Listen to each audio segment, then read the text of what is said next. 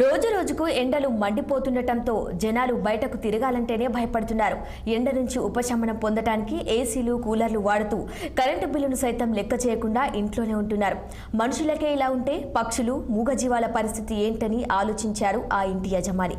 పక్షులు ఎండ నుంచి ఉపశమనం పొందడానికి ఆ ఇంటి యజమాని ఏం చేశారో తెలిస్తే శభాష్ అని మెచ్చుకుంటారు.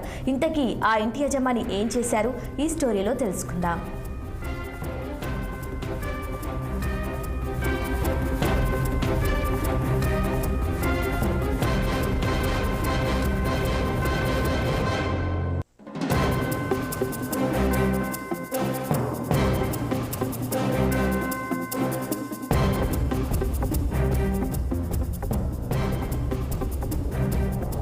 నల్గొండ జిల్లా నకిరేకల్ పట్టణానికి చెందిన ఓ జంతు ప్రేమికురాలు పక్షుల కోసం ఇంటి ఆవరణలో ఉన్న చెట్లపై వాటర్ పైపులు ఏర్పాటు చేసి వాటికి చిన్న చిన్న రంధ్రాలు చేసి ఫౌంటైన్ లాగా వాటర్ పడేటట్లు చేశారు.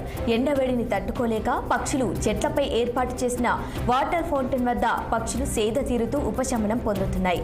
పిచ్చుకలు నీటిలో స్నానం చేస్తూ ఆడటం చూసి కరెంటు బిల్లుకు సైతం భయపడకుండా రోజు ఉదయం, సాయంత్రం మోటార్ ఆన్ చేసి పిచ్చుకలు సేద తీరటానికి అవకాశం ఇస్తున్నారు.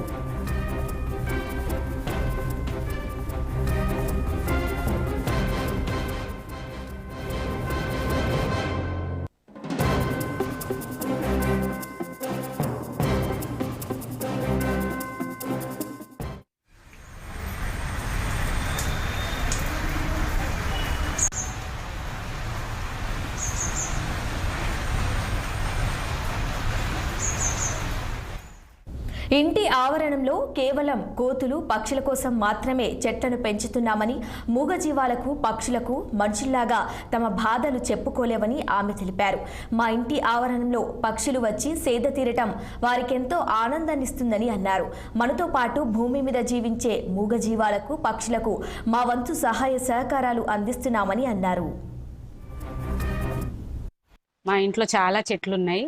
జామ, దానిమ్మ, నిమ్మ, మామిడి, సపోటా. మేము వీటిని జంతువుల కోసమే పెంచుతున్నాం. వీటిని రోజు ఇక్కడికి పిచ్చుకలు, కోతులు వచ్చి తింటూ ఉంటాయి. మేము ఏ రోజు ఆ పండ్లను మేము ఎప్పుడు తినలేదు. వాటి కోసమే ఉంచినాం. మేము డైలీ పిచ్చుకల కోసం డైలీ మోటార్ వేస్తాం. మేము అవి వచ్చి స్నానాలు చేస్తూ ఉంటాయి, ఆడుకుంటూ ఉంటాయి. పిచ్చుక గూళ్ళు చాలా ఉన్నాయి.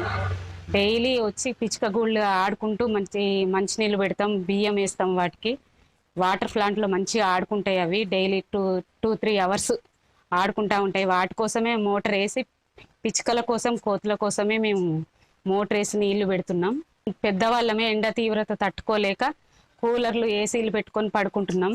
అందుకోసం వాటి కోసం అని మేము మోటార్ 2-3 గంటలు వేసి అవి ఆడుకుంటూ ఉంటాయి. వచ్చి నీళ్లు తాగుతాయి, నీళ్ళల్లో స్నానం చేస్తాయి, ఆడుకుంటూ ఉంటాయి. అవి మా ఇంట్లో చాలా చెట్లు ఉన్నాయి.